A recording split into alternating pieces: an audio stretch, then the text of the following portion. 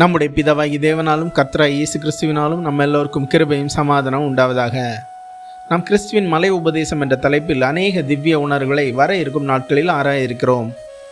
அதில் இன்று நாம் கிறிஸ்து தமது மலை உபதேசத்தில் மத்தேயு 6ஆம் அதிகாரம் 22-23 வசனங்களில் சொல்லுகையில், கண்ணானது சரீரத்தின் விளக்காய் இருக்கிறது, அல்லது சிந்தையானது சரீரத்தை பிரகாசிக்கிறது அல்லது வழிகாட்டுகிறது.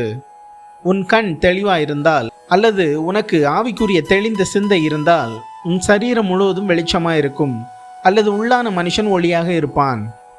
உன் கண் கெட்டதாக இருந்தால் அல்லது உன் சிந்தை இருளாக இருந்தால், இன்னும் சொன்னால் உன் ஆவிக்குரிய கண் குருடாக இருந்தால் உன் சரீரம் முழுவதும் இருளாயிருக்கும், அல்லது நீ செய்வது இன்னதென்று உனக்கே தெரியாதிருக்கும். இப்படி உன்னில் உள்ள வெளிச்சம் இருளாக இருந்தால் அல்லது உனக்குள் இருக்கும் வெளிச்சம் இருளாக இருந்தால் அவ்விருள் எவ்வளவு அதிகமாக இருக்கும், அல்லது கண்களின் இருள் உன் சரீரத்தை முற்றிலும் இருளாக்கத்தக்க இருக்கும் என்கிறார்.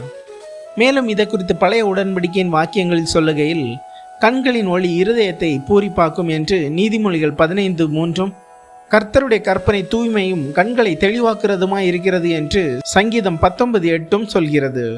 ஆகவே இங்கு நம்மை கிறிஸ்துவின் சிந்தையால் நமது சரீரத்தை பிரகாசிக்க சொல்கிறார். இன்னும் சொன்னால் நம்மை பிரகாசிக்க சொல்கிறார்.